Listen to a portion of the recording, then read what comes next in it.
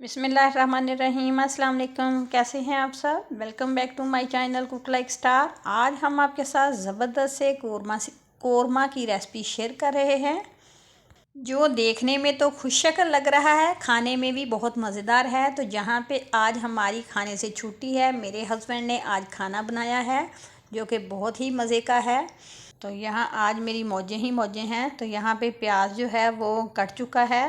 अगर आपके पास तली हुई प्याज है तो फिर इतना ज़्यादा प्याज काटने की ज़रूरत नहीं है। हमें कौरमे के लिए जो प्याज फ्राई करनी है वो अगर फ्राई होगी तो फिर हमारा काम और भी आसान हो जाएगा। कढ़ाई को चूल्हे पर रख दिया है और इसमें एक प्याली ऑयल की डाल दी है। प्याज कट गई है।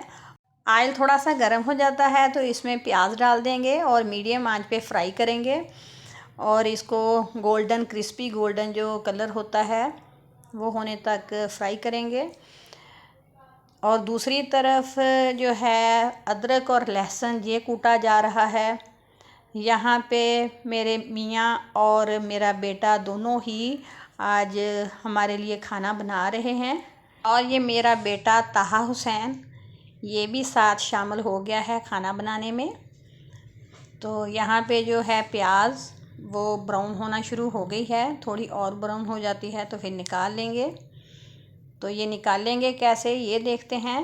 तो उन्होंने ले ली है छलनी एक, और ये अच्छा तरीका है प्याज निकालने का, इससे ज़रा जल्दी ही निकल आती है प्याज।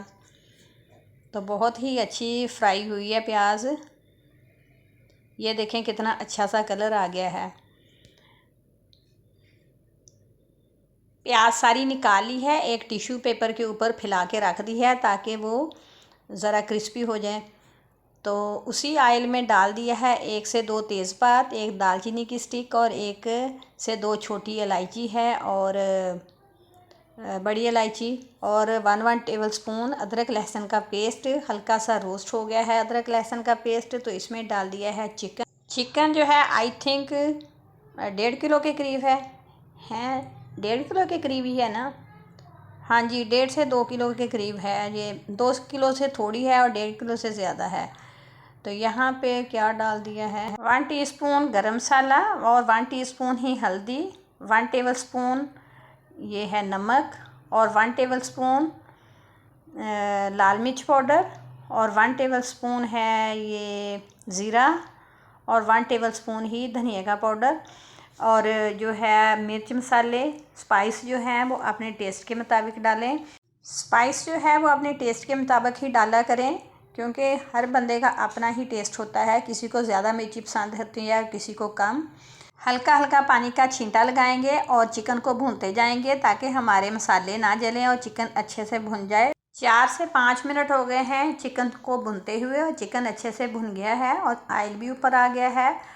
अब इसमें डाल दिया है 1 प्याली दही। दही को पहले अच्छे से फेंट लें। सालन में दही या वो डालनी हो क्रीम वगैरह तो आंच को बिल्कुल स्लो कर लिया करें, वरना वो दही या क्रीम वगैरह के फट जाने का अंदेशा होता है। तो यहाँ पे जो दही है वो अच्छे से चिकन में मिक्स हो गया है और ये है आधी प्याली क्रीम ये डाल दी है। तो बाज़ार की क्रीम ले लें वो टेट्रा पैक वाली, अगर नहीं तो फिर जो घर की मलाई होती है उसको अच्छे से फेंट के तो वो भी डाल सकते हैं। क्रीम डाल के भी इसको अच्छे से मिक्स कर लेंगे।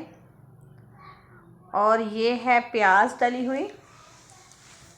तो यहाँ पे इन्होंने तो डाल दी है ऐसे ही, मगर आप इसको थोड़ा सा चूरा कर लीजिएगा। चूरा कर लेंगे तो जो है मिक्स वो आसानी से हो जाएगी। मिक्स तो ये भी बहुत अच्छे से हो जाएगी, मगर टाइम थोड़ा सा ज़्यादा लगेगा। अगर चूरा की हुई प्याज हो तो टाइम थोड़ा कम लगता है। तो यहाँ प्याज डाल के भी अच्छे से मिक्स कर ली है। अब डाल दी है 2 से 3 कप पानी। तो अपने ग्रेवी के हिसाब से पानी डालें, जितनी आपको ग्रेवी चाहिए हो उतना पानी डाल दें। यहाँ पे 3-3.5 कप पानी डाल दिया है और हल्की आंच पे इसको पकने के लिए रख दिया है। 10 मिनट के बाद लुक कुछ ऐसी हो गई है।